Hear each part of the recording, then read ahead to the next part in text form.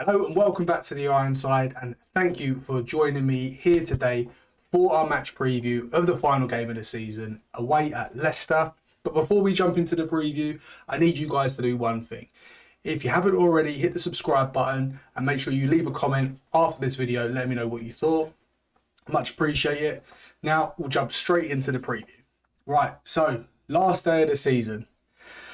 And it's the first time in a few seasons for us that it's a bit of a nothing game. Like, we've got nothing to play. Last year we was challenging for Europa League or Conference League, which is what we ended up with. Year before we were challenging for Europa League. Year before that, I can't remember exactly, but I'm pretty sure we was challenging to start survival. Survival was the key, but it's a nice change that we can go into the last game of the season without having to stress too much. It feels a bit weird, to be honest. It feels a bit weird. But we can have a major part in who gets relegated. As we saw last week with our game against Leeds, pretty much sent them down with that victory. Leeds went out of a whimper. I do not expect that from Leicester, though. I think that Dean Smith's team will come out full throttle. He's going to play his strongest 11. Of course he would. Why wouldn't he? I think David Moyes might change things up a little bit more in this game. Now, I think he'll go strong because that's just David Moyes. But I think you'll see the likes of Antonio still not playing. He might be on the bench. I expect to see Ben Rama get some minutes, but not start. Bowen the same. I wouldn't be surprised if Soucek's rested. Rice will probably play. Paquetá will probably play. I don't want to see Zuma starting because he's made of glass. You have Fabianski in goal, as always, in the league games, and our fullbacks will probably be Soufal and Emerson. But saying that, Caro probably starts tomorrow on Sunday as well. But who knows? Who knows? I haven't done a match lineup prediction because I'm doing this on Wednesday, so I'm not 100% sure on the injuries for both teams. All I can tell you now is that Leicester are missing a few players. They're missing Johnny Evans is a major worry because he went off injured in the Newcastle game, or he came off after the game feeling something, so then they're worried about him. But if he can play, they will play him because it's their biggest game of the season. I can't see him being happy to be on the bench if they potentially can stay up or go down. They're without James Justin, their right back, who I am a massive fan of, to be honest. I forgot he was even there. Dewsbury Hall and Ryan Bertrand. Ryan Bertrand still plays for Leicester. Who knew? Where has he been all season? Has he been injured all season? Shocking. Absolutely shocking. And Wilfred Ndidi has a hamstring problem, but it's not deemed as serious. So again, similar to Johnny Evans, if he can play, he will. I think they'll probably risk him because they need him in the team. They're a much better team with him in there.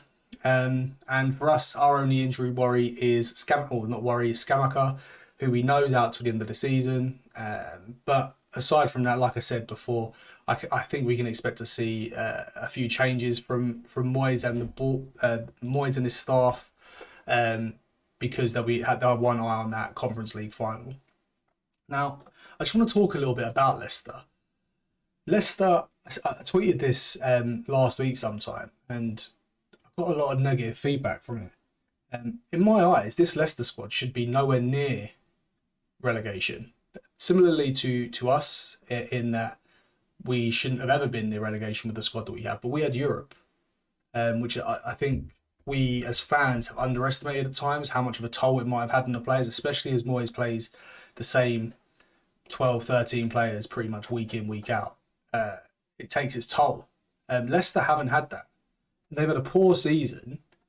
They kept Brendan Rodgers for too long. When things started going wrong, they kept him for too long. Similar to Leeds in getting rid of both Marsh and Gracia.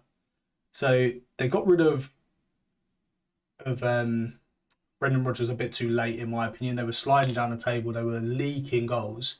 So they had a really average start to the season. Then they really dipped, similar time to what we did. But they picked up massively after that initial dip. And I think they was around about 13th.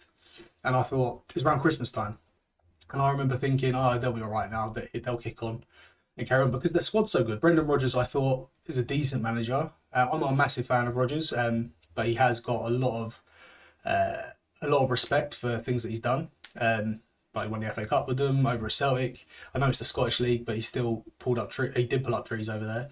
Nearly got him 10 in a row. We got him to 9 in a row. Then he jumped ship like he normally does. But they got rid of him and they brought in Dean Smith. Now Dean Smith was a manager that I liked at Villa. I thought he was a good manager.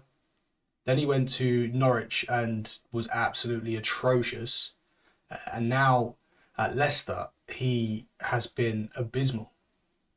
They should be nowhere near where they are. If you're a Leicester fan, you must be absolutely screaming. The amount of players that they'll lose when they go down just speaks volumes of how good their squad is. Like that we saw after by so many teams. So you have pretty much all their fullbacks. You have Thomas, that young guy who plays right back. He's decent.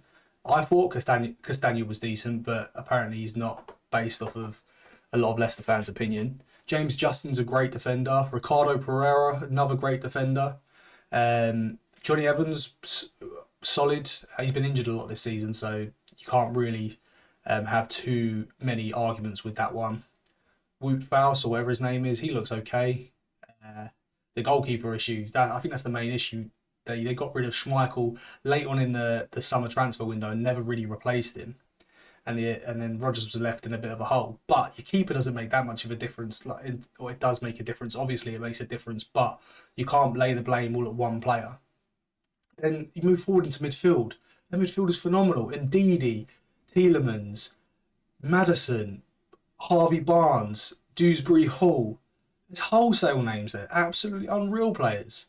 Then they got Iheanacho up front. Vardy's getting on a bit, but it's still Jamie Vardy. They got what's his name? Patson Daka. The names, it's mind blowing. If they go down, which I think they will, they're going to have completely different 11 next year. I don't think one of them players stay. None of them players that I've just named stay. Maybe Thomas because he's young. Maybe Dewsbury Hall. Maybe the rest of them are out. And I'd take majority of them at West Ham. Before this season, I would have. I think the attitude of some of the players has really played a part. So the likes of Tielemans, who is an absolute baller, great footballer, he has been so bad this season, and it's all his attitude. His attitude has been poor. He knows he's on his way out, regardless of what happens at Leicester, and you can see he wanted to leave the summer just gone. It's appalling when players do things like that. It really is, and it obviously has a negative effect on the players around him as well. Maddison will probably go to Newcastle. The list goes on. Like they'll go over. We're obviously linked with Harvey Barnes. Today, reports linking us for a £50 million bid for Harvey Barnes. Now, I'm a massive fan of Harvey Barnes, and it's just what we need. A right-footed left winger to really challenge Ben Rama. But for 50 million, you can swivel. I'm not paying 50 million for him. He's not worth that. He could be. He has some absolutely brilliant attributes, but he goes missing in games. Like, if he's worth 50 million, how much is Jared Bowen worth? I think that's the argument that we've got to have. But anyway, I think Leicester's going down. But I'll give my match prediction for the game. I think, if I'm being perfectly honest, I've got two scores for you. I've got my head, which is a Leicester win, because I can't imagine them going down with a whimper. They seem to pull out good performances against us. Not always the best results for them, but performance-wise, their levels are normally quite high. They absolutely destroyed us earlier in the season. Granted, we was in a real spiral at the time, and they was on the up. But I'm going to go with a 2-1 Leicester win, with my head. But then with my heart, because I'm a West Ham fan, I'm going to say 1-1. And that's probably the best that I think we can get out of it. Personally, that's just my personal opinion. So that will send Leicester down. Actually, no, it wouldn't. So a win would take them out of the bottom three, depending on the Leeds and Everton games. But Everton are at home to Bournemouth. They haven't got Calvert-Lewin. He hasn't been there all season. He's made of glass. Absolute paper mache man he is. So the Everton-Bournemouth game, I can see Everton probably winning that game. Bournemouth this season, Bournemouth have been the surprise package. There's been a few, but Bournemouth for me under Gary O'Neill, what a job he's done. But I'd say Everton win that game quite comfortably, and I think Leeds lose to Tottenham. So the bottom three for me will be Southampton down, Leeds 19th, and Leicester 18th, because Leicester will get the win against us, but Everton will win to stay up. I'm going to go through the rest of the results, give you some quick predictions of mine for the last game of the season, as I missed out on most of the season because we started this channel very, very late. So Arsenal are playing Wolves. I'm going to go for a home win, 2-0. Villa Brighton is a massive game because Villa aren't guaranteed European football yet. Brighton are. Brighton, obviously, De Zerbi came out and said that the Conference League wasn't good enough, basically, and he wants Europa League, which makes sense. You would, if you could get Europa League still, obviously that would be your choice. But I'm going to go with an away win. I think Brighton will do it. I think Brighton will beat Villa, and I think it will be 2-1. I can really see that. Villa have had a very good season under Emery, but I'm not sold personally. We can get into that another time. I'm sure we'll have plenty of time to talk about that next season. But I think Brighton will beat them, and that will send, probably with Tottenham's victory that I'm assuming over Leeds, will probably send Tottenham into the Europa Conference League next year, which I'd love to see because their fans have been pissing on us all week about the fact we got to a final and it's our biggest game. But yeah, Brentford have City, go for an away win, 1, 2, 3-0, take your pick. Chelsea Newcastle is a big game. Newcastle now have guaranteed top 4. It's not a big game, sorry, it's a rubbish game. Because Newcastle guaranteed top 4, Chelsea are guaranteed mid-table. I think Newcastle beat them. I think it's going to be 1-0 Newcastle. Palace Forest, Palace will win. 2-0 with my boy Eze scoring, who's called up to England today. Congratulations to him. It's a massive, massive congratulations to him. Everton Bournemouth already done. Leeds Tottenham we've already done. Leicester West Ham we've already done. United Fulham I can see being a draw. So I'm going to have 1-1, and then Southampton Liverpool, I'm going to say Liverpool are going to win that game 2-0. And would that be enough? If United drew and Liverpool won 2-0, would they pick them to top 4? I don't think they would. I think there's 3 points between them now. I think United need to lose to Fulham. Yeah, United need to lose to Fulham for Liverpool to overtake them and jump into that 4th spot. And that is about all she wrote. That is our last preview of the season. Unfortunately, we only had, or last Premier League preview. We've got one more, the Conference League. I also done a scout report earlier this week. If you haven't seen it, I will put the card up in the corner over here. Check that out. And until the next one, which will be our preview of the Conference League final.